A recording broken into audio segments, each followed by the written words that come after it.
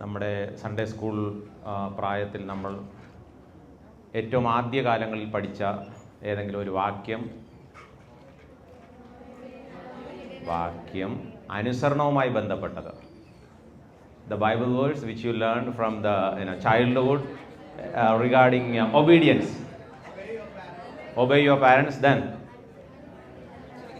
അനുസരിക്കുന്നത് യാഗത്തെക്കാളും ശ്രദ്ധിക്കുന്നത് മുട്ടാടുകളുടെ മേധസ്സിനേക്കാളും നല്ലത്.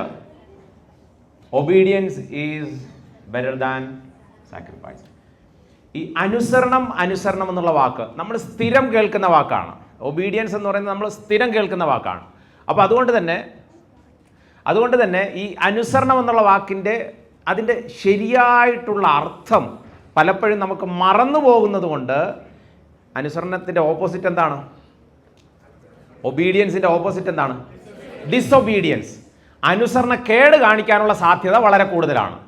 When you hear the word of disobedience, what story comes in your mind first from the Bible?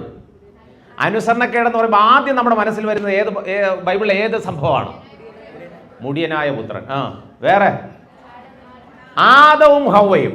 അപ്പോൾ ഞാൻ നിങ്ങളെല്ലാവരെയും ഉച്ചയ്ക്ക് ശേഷം നേരെ ഏദൻ തോട്ടത്തിലേക്ക് കൊണ്ടുപോവുകയാണ്. വളരെ ശ്രദ്ധയോടെ ഇരിക്കുക. ഈ അനുസരണക്കേട് കാണിക്കുമ്പോൾ അത് എത്ര വ്യാപ്തിയിലാണ്, എത്ര അതിൻ്റെ വ്യാപകമായ ഭയാനകമായ സംഭവം എന്താണെന്ന് കേൾക്കാനായിട്ട് പോവാണ്. Let's turn our attention to Genesis chapter 3 verses 1 to 6.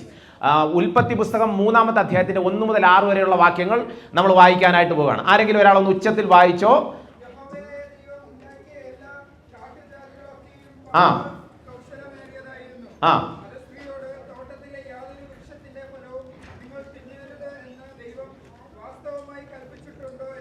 ആ ആ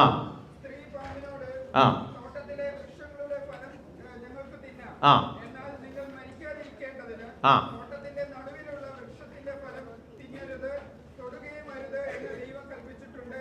ഓക്കെ, ഫൈൻ. എല്ലാവരും ശ്രദ്ധിക്കുക. ഇവിടെ ദൈവം ഒരു കൽപ്പന കൊടുക്കുകയാണ്. What is the commandment here? എന്ത് കൽപ്പനയാണ് കൊടുക്കുന്നത്? നിങ്ങൾ തോട്ടത്തിലെ ഒരു വൃക്ഷം ചൂണ്ടിക്കാണിച്ചു. അതിൻ്റെ ആ വൃക്ഷഫലം തിന്നരുത്. വളരെ ശ്രദ്ധിച്ച് കേട്ടോണം. ഒരു തോട്ടം, ആ തോട്ടത്തിലെ ആദവും ഹവ്വയും അവരോട് പറയാണ്, ഇവിടെ ഒരു വൃക്ഷമുണ്ട്, ഈ വൃക്ഷത്തിലെ ഫലം തിന്നരുത്. കുറച്ച് കഴിഞ്ഞപ്പോഴത്തേക്കും സാത്താൻ, പിശാച് വരുന്നു. അതായത് പിശാച് പാമ്പിന്റെ രൂപത്തിൽ വരുന്നു. ഇനി ശ്രദ്ധിച്ച് വായിക്കണം. പിശാച് പാമ്പിന്റെ രൂപത്തിൽ വന്ന് അടുത്ത് 6-ാമത്തെ വാക്യം, പിശാച് പാമ്പിന്റെ രൂപത്തിൽ വന്നിട്ട് പിശാച് ഈ ഹവ്വയോട് കാര്യങ്ങൾ സംസാരിക്കുകയാണ്. അപ്പോൾ 6-ാമത്തെ വാക്യം വായിച്ചോ. ആ ആ ആ മതി. വളരെ ശ്രദ്ധിക്കുക. ഇവിടെ എന്താണ് കൽപ്പന കൊടുത്തത്? ഇവിടെ കൊടുത്ത കൽപ്പന എന്താണ്? ദൈവം കൊടുത്ത കൽപ്പന എന്താണ്? നിങ്ങൾ ഈ വൃക്ഷത്തിന്റെ ഫലം എന്ത് ചെയ്യരുത്? കഴിക്കരുത്. ഇനി ശ്രദ്ധിച്ചോണം. മറ്റൊരു നിർദ്ദേശം അടുത്ത് കിട്ടുകയാണ്. ഇത് കഴിച്ചാൽ നീ ദൈവത്തെ പോലെ ആകും. തൃപ്തിയില്ലായ്മയുടെ ഒരു വിത്തം കിട്ടുകൊടുത്തു. We are not satisfied. പല കാര്യങ്ങളും നമ്മൾ തൃപ്തരല്ല. നിങ്ങൾ ശ്രദ്ധിച്ചിട്ടുണ്ടോ? നമ്മളെ തന്നെ ഒന്ന് പരിശോധിച്ചു കഴിഞ്ഞാൽ we are not satisfied with our body, we are not satisfied with our parents, we are not satisfied with our environment, we are not satisfied even with our ഇന്ത്യയിൽ ഭാരതത്തെ കുറിച്ച് പോലും നമ്മൾ സാറ്റിസ്ഫൈഡ് അല്ല. നമ്മൾ ഒന്നിലും സാറ്റിസ്ഫൈഡ് അല്ല. അപ്പൊ തിരിച്ച് കഥയിലേക്ക് വരികയാണ്. ദൈവം പറഞ്ഞു തിന്നരുത്. ഇനി ശ്രദ്ധിച്ചോ. ഈ പഴം ഒന്ന് വിഷ്വലൈസ് ചെയ്യുക. Just visualise. there is a tree. അപ്പോൾ ഈ സ്ത്രീ ആദ്യം എന്ത് ചെയ്തു? വൃക്ഷത്തിലേക്ക് നോക്കി. ശ്രദ്ധിച്ചോണം. ദൈവം പറഞ്ഞു തിന്നരുത്. പക്ഷെ തിന്നരുതെന്ന് എന്തിനെക്കുറിച്ചാണോ പറഞ്ഞത്? അതേ വൃക്ഷഫലത്തിലേക്ക് നോക്കി. ആലോചിച്ചുത്തരം പറയണം. ദൈവം ചെയ്യരുതെന്ന് പറഞ്ഞ ഒരു സാധനത്തെ നോക്കിയപ്പോൾ ഹവ്വയ്ക്ക് ഫിസിക്കലി എന്തെങ്കിലും ചേഞ്ച് ഉണ്ടായോ? Is there any change that when she looked to the tree, any physical change happens? എന്തെങ്കിലും ഫിസിക്കൽ ചേഞ്ച് ഇല്ല. ഇനി ശ്രദ്ധിച്ചോണം, ഇതാണ് ഇതിന്റെ പിന്നിലെ, ഈ പാപത്തിന്റെ പിന്നിലെ സൈക്കോളജി ശ്രദ്ധിച്ചോണം. നോക്കിയപ്പോൾ ഒന്നും സംഭവിച്ചില്ല.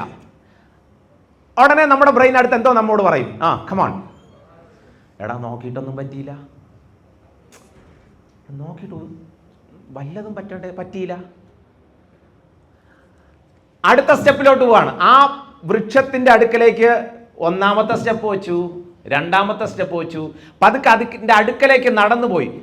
അങ്ങനെ നടന്നു പോയപ്പോൾ when she walked near to the tree, is there anything happened in her body?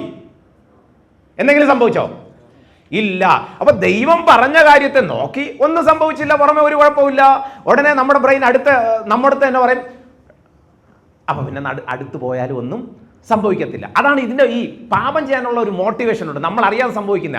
ചെയ്യരുതെന്ന് പറയുന്ന കാര്യം ചെയ്യാനായിട്ട് ശ്രമിക്കുമ്പോൾ ഒരു തടസ്സവുമില്ല. there is no hindrance, all the environment are supporting. സാഹചര്യങ്ങളെല്ലാം നല്ല അനുകൂലമാകുന്നു. ഉടനെ നമ്മുടെ ബ്രെയിൻ നമ്മുടെ അടുത്ത് പറയുന്നത് എന്തെന്നറിയാമോ? ദൈവഹിതമാണെങ്കിൽ ഞാൻ പോകുന്ന വഴിക്ക് കാല് തട്ടി വീഴണ്ടേ. ഹൗവ ഈ നടന്നു പോകുന്ന വഴിക്ക് പെട്ടെന്നൊന്ന് തലകറങ്ങി ഇരുന്നെങ്കിൽ വല്ല പോയ പ്രശ്നം ഉണ്ടായിരുന്നോ? ഒന്ന് ചിന്തിച്ചു നോക്കിയേ. തലകറക്കം വന്നില്ല, പെട്ടെന്ന് അടുത്ത് പോയപ്പോൾ ബ്ലൈൻഡ്നെസ് വന്നില്ല. അടുത്ത് പോകുന്തോറും ഒരു ശരീരത്തിന് കുഴപ്പമില്ല. ഉടനെ ചിലപ്പോൾ ഹൗവ ചിന്തിക്കാനുള്ള സാധ്യതയുണ്ട്, അങ്ങനെയാണെങ്കിൽ ദൈവത്തിനപ്പോൾ എന്തെങ്കിലും ഉണ്ടെങ്കിൽ ദൈവം തടയണ്ടേ. ഈ നമ്മൾ പാപം ചെയ്യാനായിട്ട് ശ്രമിക്കുമ്പോൾ ആദ്യം ചിന്തിക്കുന്നത്, ഞാൻ ദൈവമകനാണ്, പരിശുദ്ധാത്മാവിൻ്റെ ഉള്ളിലുണ്ട്, ദൈവം എൻ്റെ ഉള്ളിലുണ്ട്, അങ്ങനെയാണെങ്കിൽ ഞാൻ ഈ ചെയ്യാൻ പോകുന്ന പാപമാണെങ്കിൽ ദൈവം എന്തുകൊണ്ട് തടയുന്നില്ല? അങ്ങനെ അടുത്ത് പോയിട്ട് സാധാരണ നമ്മൾ ഈ ഫ്രൂട്ട്സ് ഒക്കെ കിട്ടിക്കഴിഞ്ഞാൽ അടുത്ത് എന്ത് ചെയ്യും? കിട്ടുന്നതിന് അത് എന്ത് ചെയ്യും? പറിക്കും. അപ്പൊ കൈ പൊക്കി അതിൽ തൊട്ടു. She touch the fruit. Anything happen? Touch ചെയ്തിട്ടൊന്നും പറ്റില്ല. ദൈവം പറഞ്ഞത് മരിച്ചു വീഴുമെന്നാ. ടച്ച് ചെയ്തിട്ടൊന്നും പറ്റിയില്ലേ? അപ്പൊ അത് ഷീ പ്ലക്ക് ദാറ്റ് ഫ്രൂട്ട്. ഇനി ആലോചിച്ച് പറയണം, എന്തെങ്കിലും പറ്റിയോ? പറിച്ചിട്ടും ഒന്നും പറ്റിയില്ല. അതേ ഫ്രൂട്ട് കയ്യിൽ കൊണ്ട് ഇങ്ങനെ നടക്കുകയാണ്. എന്തെങ്കിലും പറ്റിയോ? ചെയ്യരുത് എന്ന് നമ്മുടെ അടുത്ത് പറയുന്ന പല കാര്യങ്ങളും ആദ്യം ഒന്ന് ടച്ച് ചെയ്യുന്നു, ഒന്നും പറ്റുന്നില്ല. അത് കയ്യിലെടുക്കുന്നു, ഒന്നും പറ്റുന്നില്ല. അത് ആസ്വദിക്കാൻ ശ്രമിക്കുന്നു, ഒന്നും പറ്റുന്നില്ല. അപ്പോൾ നമ്മോട് തന്നെ പറയും, ഇത് വലിയ കുഴപ്പമില്ല.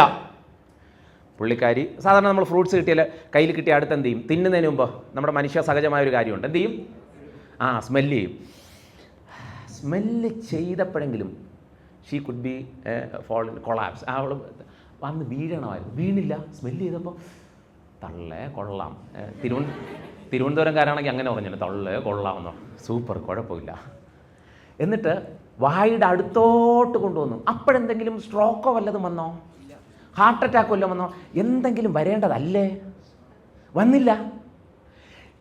ഒരു തെറ്റ് ചെയ്യാൻ പോകുമ്പോൾ ഫിസിക്കലി എനിക്ക് ഒന്നും പറ്റുന്നില്ല, അത് ചെയ്യാനുള്ള ആവേശം കൂടുകയാണ്. അത് പതുക്കെ കടിച്ചു, ചവച്ചരച്ചു, വയറ്റിനകത്തോട്ടിറക്കി. എന്തെങ്കിലും പറ്റിയോ? ഇനി ആലോചിച്ച് ഉത്തരം വേണം. എന്തെങ്കിലും പറ്റിയോ? അപ്പോൾ തിന്നിട്ടൊന്നും പറ്റിയില്ല. തിന്നിട്ടും ഒന്നും പറ്റിയില്ല. പുറമേ നോക്കിയപ്പോൾ തിന്നിട്ടും ഒന്നും പറ്റിയില്ല. അപ്പോഴാണ് അച്ചായൻ ഇങ്ങനെ നടന്നു വരുന്നത്. ഉടനെ അമ്മാമ്മ പറഞ്ഞു, hey, do you know what I am eating? Yeah, I know. It's a fruit which ദൈവം ഉപയോഗിക്കേണ്ടെന്ന് പറഞ്ഞ ഫ്രൂട്ടല്ലേ. ഉപയോഗിക്കേണ്ടെന്ന് പറഞ്ഞ ഫ്രൂട്ടാണെങ്കിൽ ഞാൻ തിന്നിട്ട് വല്ലതും പറ്റിയോ? അച്ചായൻ എന്നെ കണ്ടിട്ട് വല്ലതും തോന്നുന്നു? ഒന്നുമില്ല. പിന്നെ തിന്നോ. അടുത്തവൻ ചെയ്തിട്ട് അവനൊരു കുഴപ്പമില്ല എങ്കിൽ എനിക്ക് ചെയ്തുകൂടെ? അവനത് ഉപയോഗിക്കുമ്പോൾ, അവനത് ആസ്വദിക്കുമ്പോൾ, അവൻ അതേ തെറ്റ് ചെയ്യുമ്പോൾ അവനൊരു കുഴപ്പവും പറ്റുന്നില്ല, അവനൊന്നും പറ്റുന്നില്ലെങ്കിൽ പിന്നെ എന്തുകൊണ്ട് എനിക്ക് ചെയ്തുകൂടാ? അപ്പോൾ ഹൗവ ആദമിന് കൊടുക്കുന്നു. ആദം അത് വായിൽ വെച്ച് ഒരു കടി കടിക്കുന്നു. കടിച്ച ഉടനെ ബാക്കി വായിച്ചോ. കടിച്ചപ്പോ അവരുടെ കണ്ണ് തുറന്നു. അതുവരെ ഒരു കുഴപ്പമില്ലായിരുന്നു. ഭർത്താവും കൂടെ തിന്നപ്പോഴാ കണ്ണു തുറന്നു ഇരുവരും നഗ്നരെന്നറിഞ്ഞത്. ഇനി വളരെ ശ്രദ്ധിച്ച് കേട്ടോണം പ്രിയമക്കളെ. ഏതൊരു പാപവും ചെയ്തു തുടങ്ങുന്നതിൻ്റെ ആ ഫസ്റ്റ് സ്റ്റെപ്പിലൊന്നും നമുക്ക് ഫീൽ ചെയ്യത്തുപോലുമില്ല ഇത് ചിലപ്പോൾ അപകടമാണെന്ന്. അതിൻ്റെ പീക്ക് പോയിന്റ് എത്തുന്നത് വരെ പുറമേ നമുക്കൊന്നും ഫീൽ ചെയ്യത്തില്ല. ഇതൊരു ഫ്രണ്ട്ഷിപ്പാണ്, ഇതങ്ങനെയാണ്, ഇതിങ്ങനെയാണ്, ഇത് നല്ലതാണ് ഉപയോഗിച്ചാൽ. അല്ലെങ്കിൽ ഞാൻ എൻ്റെ മമ്മിയോട് ഒരു കള്ളം പറഞ്ഞു, ആരും പിടിച്ചില്ല, ആരും മനസ്സിലാക്കിയില്ല. ചർച്ചിനോടൊരു കള്ളത്തരം കാണിച്ചു, ആരും അറിഞ്ഞില്ല. അതിൻ്റെ പീക്കിലെത്തുന്നത് വരെ നമുക്ക് ഒന്നും ഫീൽ ചെയ്യത്തില്ല. പക്ഷേ ആ പീക്ക് പോയിന്റ് കഴിഞ്ഞപ്പോഴാണ് മനസ്സിലായത് തെറ്റ് ചെയ്തതെന്ന്. അനുസരണക്കേടിൻ്റെ ഏറ്റവും വലിയ അപകടം നിങ്ങൾ ശ്രദ്ധിച്ചോ? ഞാൻ പലപ്പോഴും ശ്രദ്ധിച്ചു.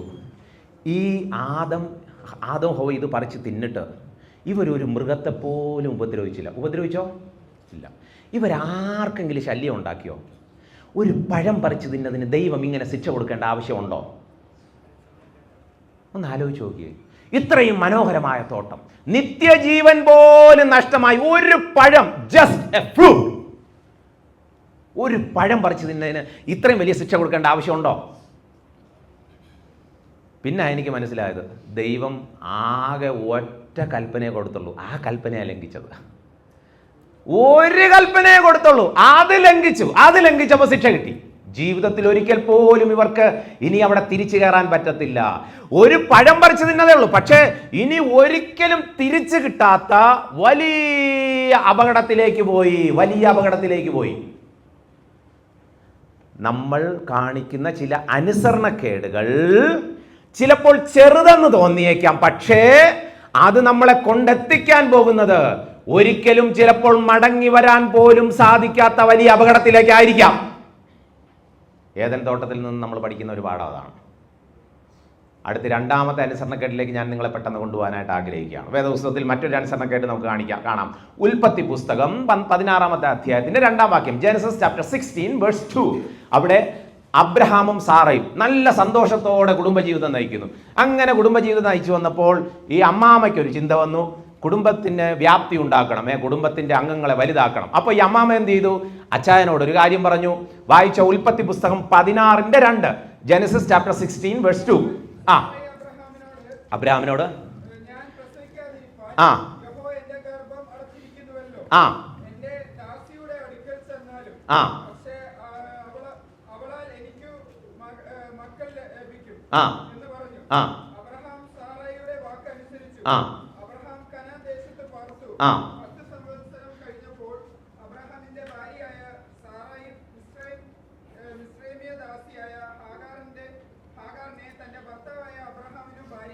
മതി, ശ്രദ്ധിച്ച് കേട്ടോണം. അബ്രഹാമിന്റെ ഭാര്യയുടെ പേരെന്തോ സാറ. സാറ അമ്മാമ്മ പോയി അച്ചായനോട് പറയാണ്, അച്ചായ നമുക്ക് എന്തായാലും പിള്ളേരെ കിട്ടത്തില്ല, പിന്നെ ഞാനൊരു വേറൊരു ഐഡിയ പറഞ്ഞുതരാം. നമ്മുടെ വീട്ടിൽ വേലക്കാരിയുണ്ട്, പുള്ളിക്കാരിക്ക് കുഴപ്പമൊന്നുമില്ല, പിന്നെ ഭാര്യ എനിക്കും കുഴപ്പമില്ല. അച്ചായനും വല്ല കുഴപ്പമുണ്ടോ? അച്ചായനും പറഞ്ഞു കുഴപ്പമൊന്നുമില്ല. അപ്പോൾ എന്ത് ചെയ്തു? ഈ ഭാര്യ അനുവദിച്ചു. ഇനി ശ്രദ്ധിച്ചോണം, ഇത് മഹാപാപമാണോ അല്ലയോ? ആണ്. അബ്രഹാം അന്ന് നേരെ ഈ സ്ത്രീയുടെ അടുക്കലേക്ക് പോവാണ്. ആ സ്ത്രീയുടെ പേരെന്താണ്? ഹാഗറിന്റെ അടുക്കലേക്ക് പോവുകയാണ്. പോകുന്ന വഴിക്കെങ്ങാനും പാമ്പ് കടിച്ച് ചത്തിരുന്നെങ്കിൽ രക്ഷപ്പെട്ടേന്. ആണോ അല്ലയോ? എടാ, അന്ന് ഒരു പാമ്പും കടിച്ചില്ല. അനുകൂല സാഹചര്യം. അവിടെ പോയപ്പോഴത്തേക്ക്, ഹാഗറിന്റെ വീട്ടിൽ പോയപ്പോഴത്തേക്ക്, അവിടെ ഹാഗറിന്റെ അടുക്കലേക്ക് പോയപ്പോഴും പോകുന്ന വഴിക്ക് കാല് തട്ടി വീഴുകയോ, സ്റ്റെയർകേഴ്സിൽ നിന്ന് കമന്ന് മറിഞ്ഞ് വീഴുകയോ, അല്ലെങ്കിൽ റൂമിനകത്തോട്ട് കയറിയപ്പോൾ പെട്ടെന്ന് ഹാർട്ട് അറ്റാക്ക് വന്നു, ഒന്നും സംഭവിച്ചില്ല. നിങ്ങൾ ശ്രദ്ധിച്ചോ? ലോകത്തിൽ ഇതുവരെ ഉണ്ടായിട്ടുള്ള യുദ്ധങ്ങളുടെ തുടക്കത്തിന് കാരണമായ ഒരു പാപം ചെയ്യാൻ പോയപ്പോൾ സ്വർഗത്തിലെ ദൈവം ഈ മനുഷ്യൻ എങ്ങനെ ഇതിനെ നേരിടുമെന്ന് നോക്കിക്കൊണ്ടിരുന്നു. ദൈവം അത് മൃഗങ്ങളെ വിട്ടോ സാഹചര്യങ്ങളെ വിട്ടോ തടുത്തില്ല. ഇദ്ദേഹം അങ്ങ് പോയി തെറ്റ് ചെയ്തു, തിരിച്ചു വന്നു. നിങ്ങൾക്കറിയാമോ, വളരെ ഗൗരവമായിട്ടുള്ളൊരു കാര്യം പറയുകയാണ്. ആ തെറ്റ് ചെയ്യുമ്പോൾ ഉണ്ടായിരുന്ന എൻജോയ്മെൻറ്റ് 2-3 മണിക്കൂർ നീണ്ടു നിന്നായിരിക്കാം. പക്ഷേ ഇദ്ദേഹം തിരിച്ചു വന്നിട്ട് അനേക വർഷങ്ങൾ കഴിഞ്ഞ് ഈ തെറ്റിനുള്ള പരിണിത ഫലം അദ്ദേഹം സ്വന്തമായിട്ട് ഏറ്റെടുത്തു. തീർന്നില്ല. ഇന്നും ഹമാസും ഇസ്രായേലും യുദ്ധം ചെയ്യുന്നതിൻ്റെ കാരണം എന്തേ എന്ന് പരതിക്കഴിഞ്ഞാൽ ഈ ബെഡ്റൂമിൽ നടന്ന പാപത്തിന്റെ പരിണിത ഫലമാണ്. ഇന്ന് ഇസ്രായേലിനെതിരെ നടക്കുന്ന 52 രാജ്യങ്ങളോളം ഒരുമിച്ച് നിന്ന് യുദ്ധം ചെയ്യുന്ന ആ യുദ്ധങ്ങളുടെ എല്ലാം പിന്നിലെ കഥ ഇതാണ്. ഒരു മനുഷ്യൻ ചെയ്ത തെറ്റിന് തലമുറകളെ അത് ബാധിച്ചു. നിങ്ങൾ ഓരോരുത്തരും ഏതെങ്കിലും മേഖലകളിൽ ഒരു അനുസരണക്കേട് കാണിക്കുമ്പോൾ ഓർത്തോണം, നമ്മൾ മാത്രമല്ല അതിന് ഇരകളായി തീരുന്നത്, നമ്മുടെ തലമുറകൾ ഇരകളായി തീരാം. ഓൾഡ് ഏജ് ഹോമിൽ ഞങ്ങൾ കൗൺസിലിങ്ങിന് മുമ്പ് ഒരു അപ്പച്ചൻ എന്നോട്, അവിടെ ഒരു അപ്പച്ചനുണ്ട്, ആ അപ്പച്ചൻ ഇടയ്ക്കിടയ്ക്ക് പറയും, ഇതേ ആ കാണുന്ന മല കണ്ടോ, ഒരു മലയുടെ മുകളിലാണ്, ലുക്ക് അറ്റ് ദാറ്റ് മൗണ്ട്. അപ്പം നമ്മളങ്ങനെ നോക്കുമല്ലേ. എന്നിട്ട് ഇദ്ദേഹം പറയുക, ഇദ്ദേഹം പലപ്പോഴും പറഞ്ഞിട്ടുള്ളതാണ്, വിഷമിച്ച് പറഞ്ഞിട്ടുള്ളതാണ്, ആ മലയുടെ ചരിവിലുള്ള ഏക്കർ കണക്കിന് സ്ഥലം എൻ്റേതായിരുന്നു. പിന്നെ ഞാൻ അന്നത്തെ കാലത്ത് മദ്യപിച്ചിട്ട് ഞാൻ ആ സ്ഥലമെല്ലാം, എൻ്റെ കൂട്ടുകാരൻ ഒരാൾ എന്നെ പറ്റിച്ചു, അവൻ ഒരു ദിവസം ഒപ്പിട്ട് കൊടുത്ത്, ആ ദിവസം ഇന്നും എനിക്ക് ഓർമ്മയുണ്ട്. ആ ഒരു ഒറ്റ ഒപ്പ് കാരണം എൻ്റെ മക്കൾ വളർന്നു വന്നപ്പോഴാണ് മനസ്സിലായത് ആ സ്ഥലം ഞങ്ങളുടെ കയ്യിലല്ല, ആ സ്ഥലമെല്ലാം മറ്റുള്ളവർ കൊണ്ടുപോയി. മക്കൾ ഇന്നും തിരിഞ്ഞു നിന്ന് എന്നെ ശപിക്കുകയാണ്. ഇപ്പോൾ ഞാൻ ഈ ഓൾഡ് ഏജ് ഹോമിൽ കിടക്കുകയാണ് അനാഥനായിട്ട്. അതിൻ്റെ ഒരു കാരണം, ഒരു നിമിഷം ഞാൻ ചെയ്ത ഒരു അനുസരണക്കേട്, ഒരൊപ്പ് കാരണം നിങ്ങൾ ഭാവിയിൽ 50 വർഷം കഴിഞ്ഞ് നിങ്ങളെ തിരിഞ്ഞു നിന്നിട്ട് നിങ്ങളുടെ തലമുറകൾ പറയരുത്, എൻ്റെ അച്ഛനെന്ന് ഡിസൊബീഡിയൻസ് കാണിച്ചത് കൊണ്ട്, എൻ്റെ അമ്മയെന്ന് നല്ലവണ്ണം പഠിക്കാത്തത് കൊണ്ട്, എൻ്റെ പപ്പയെന്ന് തെറ്റായ രീതിയിൽ വിവാഹം കഴിച്ചത് കൊണ്ട് മാത്രമാണ് ഞാൻ ഈ ശാപത്തിലൂടെ കടന്നു പോകുന്നതെന്ന് ഒരൊറ്റ തലമുറയും പറയാൻ പാടില്ല നമ്മളെക്കുറിച്ച്. ഇസ്രായേൽ ജനങ്ങൾ ഇന്നും കണ്ണുനീരൂടിക്കുക. അതിൻ്റെ ഒരു കാരണം ഇതിൽ ഒരാൾ ചെയ്ത ഒരു തെറ്റ്. മക്കളെ, നിങ്ങൾ ഓരോരുത്തരും എടുക്കുന്ന ഓരോ സ്റ്റെപ്പും ഉണ്ടല്ലോ, be very very careful, because when you are getting away from God, that really affects the entire generation. ഒരു സംശയമില്ല. ഒരാൾ ചെയ്ത ഒരു തെറ്റ് നമ്മളൊക്കെ എത്ര കാര്യങ്ങളിലെ അനുസരണക്കേട് കാണിക്കുന്നത്. നമ്മൾ ചിന്തിക്കുന്നത് ഇതെന്നെ മാത്രമേ ഭരിക്കത്തുള്ളൂ, ഇതെനിക്ക് മാത്രമേ സംഭവിക്കത്തുള്ളൂ, മറ്റാർക്കും ഒരു കുഴപ്പമില്ല. പക്ഷേ ഈ രണ്ട് കഥയും നിങ്ങളെടുത്ത് പരിശോധിച്ച് നോക്ക്, രണ്ടിടത്തും തലമുറകളെ ബാധിച്ചു.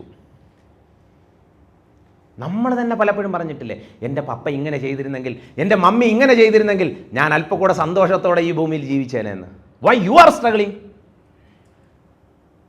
പപ്പയും മമ്മിയും നേരിട്ട് വഴക്ക് കൂടുന്നത് കണ്ട് ഉണരുന്ന ചില മക്കൾ ഇതിനകത്തുണ്ടെങ്കിൽ ഓർത്തോണം, why you are struggling, why you are crying. ഇവിടെ നമ്മൾ തിരിച്ച് ചിന്തിക്കുകയാണ്, take this as a challenge. ദൈവമേ, അങ്ങേ അനുസരിക്കുന്ന കാര്യത്തിൽ ഞാനിതാ ഇവിടെ ഒരു തീരുമാനമെടുക്കുകയാണ്, ഒരൊറ്റ തീരുമാനം. ഇനി ഒരാളുടെ അടുക്കലേക്ക് ഞാൻ നിങ്ങളെ കൊണ്ടുപോവുകയാണ്. വായിക്കാം, നമുക്ക് ഏറ്റവും സുപരിചിതനായ മനുഷ്യൻ, നല്ലൊരു കഥയാണ്, നമ്പേഴ്സ് ചാപ്റ്റർ 20 വേഴ്സ് 7 to 12. സംഖ്യാപുസ്തകം 20-ാമത്തെ അധ്യായത്തിൻ്റെ 7 മുതൽ 12 വരെ. സംഖ്യാപുസ്തകം 20-ന്റെ 7 മുതൽ 12 വരെ. യഹോവ മോശയോട്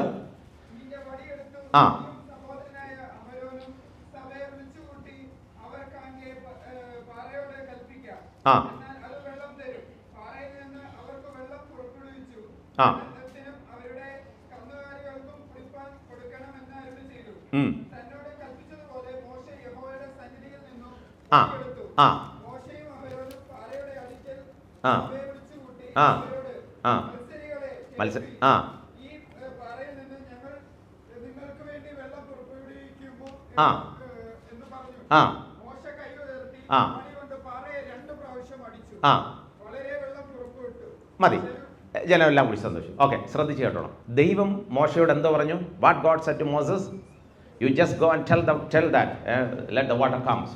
വെള്ളം വരാൻ പറയാനേ പറഞ്ഞുള്ളൂ. പുള്ളി എന്ത് ചെയ്തു? കമ്പം കൊണ്ടുപോയപ്പോൾ ഈ കാണുന്നവരുടെ പിറുപിറുപ്പ് കണ്ടപ്പോൾ പുള്ളി അങ്ങ് ട്രിഗറായപ്പോൾ ഈ ദേഷ്യം വന്ന് വടി കൊണ്ട് പാറയടിച്ചപ്പോൾ വെള്ളം വന്നു. വെള്ളം എല്ലാവരും കുടിച്ചു. സന്തോഷത്തോടെ കാര്യങ്ങളെല്ലാം കഴിഞ്ഞു. അനേക വർഷം കഴിഞ്ഞ് 6 ലക്ഷം ആളുകൾ എല്ലാവരെയും കൂടെ സ്വർഗത്തിലെ ദൈവത്തിൻ്റെ സന്നിധിയിലേക്ക് സ്വർഗത്തിലെ ദൈവം നൽകിയ അനുഗ്രഹിക്കപ്പെട്ട ഈ ഇസ്രായേലിലേക്ക് കൊണ്ടുപോകാനായിട്ട് ദൈവം അതിരുകളൊക്കെ കാണിച്ചു കൊടുക്കാനായിട്ട് ഈ മോശയെ പിടിച്ചു നിർത്തുന്ന ഒരു രംഗമുണ്ട്. വായിച്ചോ? എഴുതി വച്ചിരിക്കുന്നത് ആവർത്തന പുസ്തകം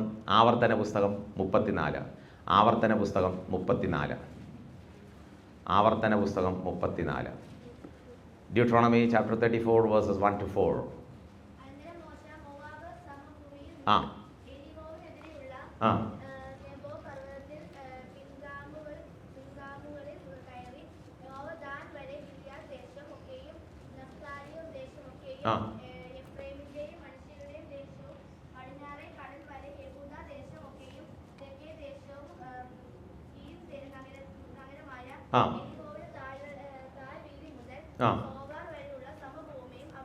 കാണിച്ചു.